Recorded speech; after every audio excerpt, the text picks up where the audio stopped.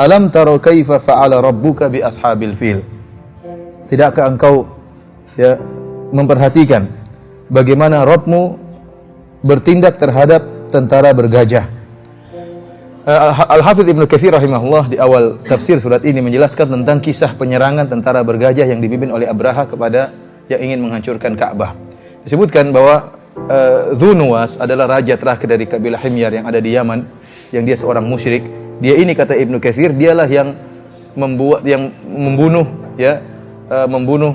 Ashabul Ukhdud. Dia yang membunuh orang-orang kaum mukminin sekitar 20.000 orang, kaum mukminin, kaum mukminat yang dibakar, digalik parit kemudian dibakar hidup-hidup, ya, sebagaimana Allah sebutkan dalam surat Ukhdud, ya. Innal ladzina fatanul mu'minina wal mu'minati tsumma lam yatubu falahum adzabu jahannam wa lahum adzabul harik. Yang membunuh rajanya dia namanya Dhu Nuwas, kata Al-Hafidz Ibnu Katsir rahimahullah. Dan yang terbunuh adalah orang-orang Nasrani. Orang-orang Nasrani sebelum datangnya Nabi Muhammad SAW. Terbunuhlah mereka semuanya. Tinggal satu yang lolos, namanya Daus Dzu Sa'laban. Daus Dzu Sa'laban ini, dia pun kabur, selamat, dan dia pergi mengadu ke Raja Syam, Kaisar di negeri Syam. Dan Kaisar beragama Nasrani. Maka Kaisar pun memerintahkan Raja Najasyi, ya, karena Najasyi Ethiopia dekat dengan Mekah, maka dia perintahkan agar Raja Najasyi dekat dengan Yaman menyerang Dzu Nuwas. Akhirnya Raja Najasyi mengirimkan 2 orang anak buahnya. Satu namanya Abraha, satu namanya Aryab. Maka 2 orang ini sama-sama amir, dua-dua punya pasukan masing-masing, berjalan menuju ke Dzu Nuwas. Akhirnya Dzu Nuwas pun diserang dan akhirnya dia pun lari, tenggelam, tewas. Setelah itu Yaman dipegang oleh 2 orang ini, Abraha dan siapa? Aryab. Tidak lama kemudian terjadi pertikaian antara keduanya. Akhirnya mereka bersepakat, daripada masing-masing kita, pasukan kita masing-masing bertempur, kita saja yang bertempur. Saya dan kau, wahai Abraha. Siapa yang menang maka dia jadi pemimpin. Akhirnya bertempurlah mereka berdua. Walhasil akhirnya Aryad pun meninggal. Jadilah Abraha yang menjadi pemimpin. Semua pasukan bergabung sama dia. Akhirnya dilaporkan hal ini kepada Kaisar di negeri Syam, bahwasanya Abraha telah melakukan pembunuhan terhadap Aryad. Akhirnya Kaisar pun marah dan murka. Akhirnya Abraha dalam rangka, dan dia mengatakan, saya akan menginjak negeri Yaman dan saya akan mencabut rambutnya Abraha. Akhirnya untuk mencari keridhaan sang raja, maka Abraha pun mengirim hadiah yang begitu banyak. Di antaranya dia bawa jirop seperti gentong yang isinya tanah Yaman, dan dia mencukur rambutnya. Kemudian dia sampaikan bahwasanya hadhihi nasiyati, inilah ubun-ubunku saya berikan kepada engkau, dan inilah tanah Yaman, silakan kau injak. Artinya, dan saya ingin mencari keridhaanmu. Perbuatan Abraha ini membuat Kaisar pun senang. Kemudian Abraha pun berjanjikan kepada Kaisar, saya akan bangunkan sebuah gereja yang sangat besar, ya, yang akan memalingkan bangsa Arab dari Ka'bah menuju ke gereja tersebut. Gereja tersebut namanya Kullais. Kata para ulama diambil dari kalimat Qolan Suwah, yang artinya apa? Songkok. Artinya apa? Saking tingginya gereja tersebut, kalau ada orang yang lihat puncak gereja, songkoknya akan jatuh. Songkoknya akan jatuh, dan ini menunjukkan tingginya gereja tersebut. Maka Abraha pun membangun gereja yang besar tersebut. Akhirnya terbangunlah gereja tersebut, gereja yang sangat tinggi. Berita bahwasanya Abraha ingin memalingkan orang-orang Arab ke negeri Yaman agar tidak ke Ka'bah tapi ke gereja tersebut diketahui oleh orang-orang Arab tatkala itu, orang-orang Hijaz. Maka mereka pun jengkel, ini kurang ajar Abraha. Akhirnya di malam hari masuklah salah seorang dari orang-orang Arab, kemudian dia beol di gereja tersebut. Dia beol gereja tersebut, dia kotori gereja dengan beolnya, kemudian dia kabur. Di pagi hari Abraha pun dikagetkan dengan kotoran yang ada dalam gereja, maka dia pun ngamuk dan dia murka, maka dia bertekad untuk menghancurkan apa? Ka'bah. Maka dia pun mendatangkan pasukan yang sangat banyak. Di antara pasukan tersebut adalah pasukan bergajah.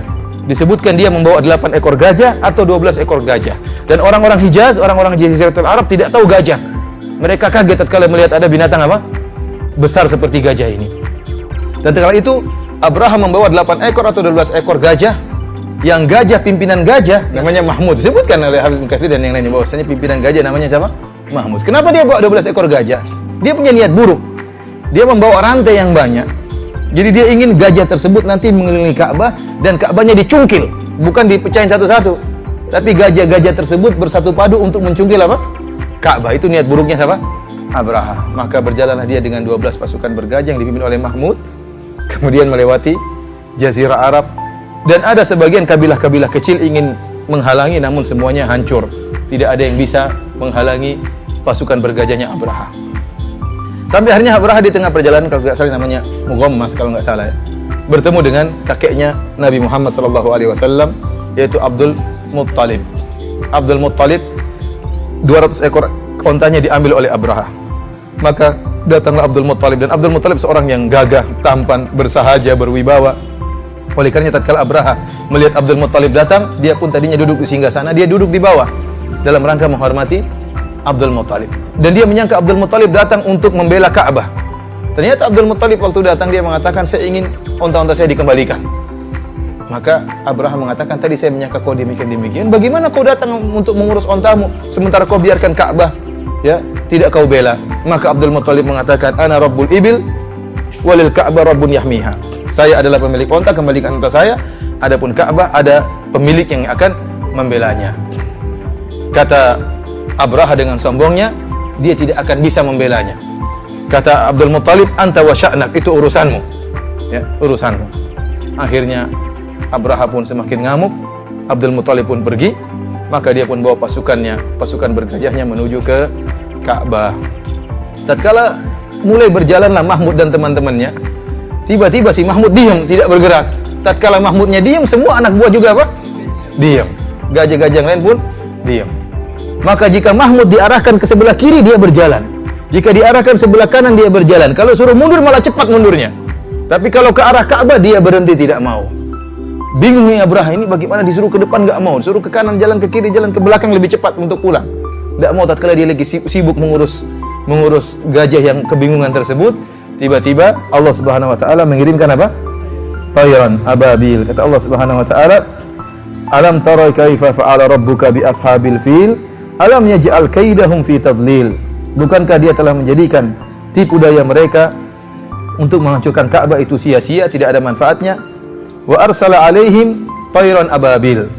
Dan Allah mengirim kepada mereka burung yang berbondong-bondong. Saya ingatkan, burung itu namanya bukan burung ababil. Seperti ababil itu artinya apa? Berbondong-bondong. Jadi jangan bilang itu burung dara, ini burung ababil namanya, bukan. Ababil itu bukan nama burung, tapi artinya burung yang berbondong-bondong. Tiba-tiba muncul burung tersebut. Sebagian salaf ya menafsirkan bahwasanya burung tersebut, mereka mengatakan burungnya berwarna hijau. Tiba-tiba muncul, tapi banyak perkataan salaf yang mengatakan itu tuyur bahriyah. Burung yang tiba-tiba muncul dari laut. Tiba-tiba datang. Ya, Allah mudah menciptakan burung yang tadinya tidak ada, tiba-tiba ada. Dia mengatakan kun fayakun, jadi maka jadilah. Dan yang menakjubkan, burung tersebut membawa, masing-masing burung membawa tiga butir batu. Dua di apa namanya? Kakinya, dan satu di paruhnya. Kata Allah Subhanahu wa taala, tarmihim bihijaratin min sijil. Jadi berbondong-bondong, kelompok-kelompok burung begitu banyak, berturut-turut, tidak berhenti-berhentinya membawa 3 butir batu, kemudian tarmihim bihijaratin min sijil. Maka burung-burung tersebut melemparkan mereka dengan batu-batu yang berasal dari tanah yang terbakar. Faja'alahum ka'asfim ma'kul. Maka dia menjadikan mereka seperti daun-daun yang dimakan ulat. Ya, burung-burung mereka disebutkan tatkala dilemparkan batu-batu tersebut tidak semuanya mati. Ada yang langsung tewas seketika, ya. Ada yang dijadikan buta. Oleh karenanya Aisyah menyebutkan dalam hadisnya, masih ada 2 orang buta bekas tentaranya Abraha yang meminta-minta, mengemis di zamannya Aisyah radhiyallahu taala anha. Jadi ada yang selamat namun cacat. Ada yang mati seketika, Abraha tidak mati. Dia terkena lemparan batu namun dia selamat. Maka dia pun berjalan menuju ke Son'a, ya, pulang ke negeri Yaman. Namun apa yang terjadi? Allah siksa dia. Di tengah perjalanan tubuhnya memprotoli, apa namanya? Lepas sedikit-sedikit. Rontok sedikit-sedikit, jarinya lepas.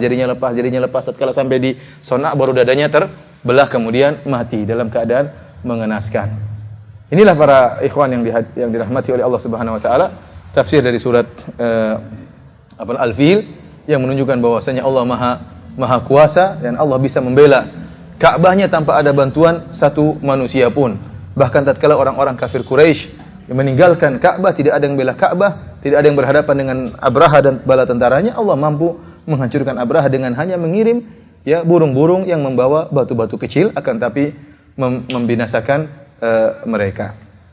Demikian saja mungkin saya bisa sampaikan tentang kisah surat Al-Fil ya.